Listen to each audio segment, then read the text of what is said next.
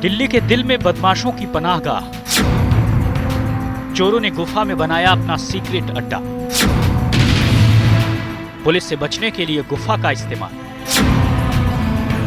गुफा में लगाते थे चोरी के माल को ठिकाने। दिल्ली के चाणक्यपुरी के वीवीआईपी इलाके के इस रेलवे स्टेशन से चंद कदमों की दूरी पर बदमाशों ने अपनी एक ऐसी दुनिया बसा रखी थी जिसके बारे में सुनकर कोई भी हैरान रह जाए। बदमाशों ने पटरी के पास की पहाड़ी गुफा में अपना ठिकाना बना रखा था।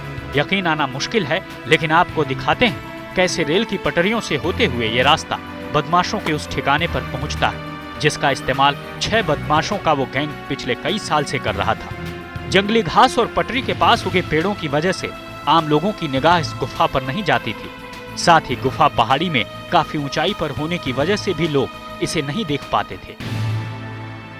आप देख सकते हैं कि कितनी ऊपर ये रेलवे ट्रैक के बराबर में ये चट्टान है। इन चट्टानों के ऊपर जाकर के इन चोरों ने अपना आशियाना, वो गुफा बना रखी थी जहां पर ये चोरी के बाद आके छिपते थे और चोरी के माल को ये यहाँ पर रखते थे। एकदम सुनसान जगह है, चढ़ने में कितनी मुश्किल है आप खुद देख लीजिए। और उसके बाद ये वो चट्टान है जिसके नीचे गुफा है 50 मीटर गहरी। इस गुफा में आकर चोरों का ये गैंग यहाँ पर छुपता था। बड़े बड़े पत्थरों पर चढ़ने के बाद ही इस गुफा के मुहाने तक पहुंचा जा सकता था।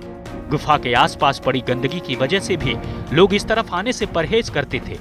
इस गुफा को अपना ठिकाना बनाने वाले बदमाश दक्षिणी दिल्ली की सरकारी कॉलोनियों को अपना निशाना बनाते थे और वहां वारदातों को अंजाम देने के बाद इस गुफा में आसरा लेते थे। और इनका area of operation south Delhi का जो पोस्ट इलाका है, सरोजनी नगर, बसंत विहार, आर.के. पुरम, यहाँ तक कि ये जाकर के राजेंद्र नगर और मोतीबाग इलाके में ये लोगों के घर में घुस करके बर्गलरी करते थे और कई रॉबरीज भी इन्होंने करी है। करीब इन्होंने 16 वारदातें इनके अरेस्ट होने से, गिरफ्तार होने से अभी वर्कआउट हुआ है। इलाके में लगातार हो रही सेंधमारी और लूट की घटनाओं से परेशान पुलिस ने जब दक्षिणी दिल्ली में सक्रिय गिरोह के बारे में पता करना शुरू किया तो पुलिस को गैंग के मुखिया वीरेंद्र के बारे में पता लगा, जिसके बाद पुलिस ने उसका पीछा करना शुरू किया।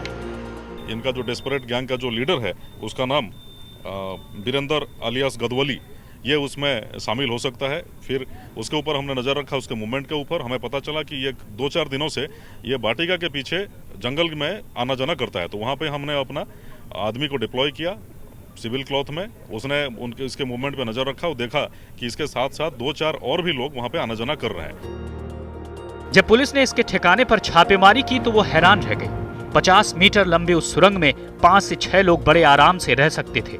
मुहाने पर संकरी गुफा अंदर जाकर काफी बड़ी थी जिसमें कोई भी आराम से खड़ा हो सकता है।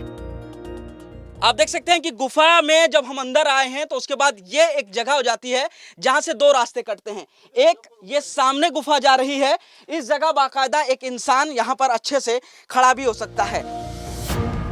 ये इतने शातिर थे कि हर वारदात के बाद 3-4 दिन यहाँ छिपते थे। अब देखिए गुफा में किसी अपार्टमेंट की तरह कैसे इन्होंने अपने कमरे तय कर रखे थे। ये दूसरा रास्ता यहाँ से जाता है, 2 तरफ ये रास्ते कटते हैं और बाकायदा भूल भुलैया जैसी ये यहाँ पर गुफा है। आप देख सकते हैं कि कितनी बड़ी ये गुफा है जहाँ पर ये जो चोर हैं वो आसानी से छुपते थे।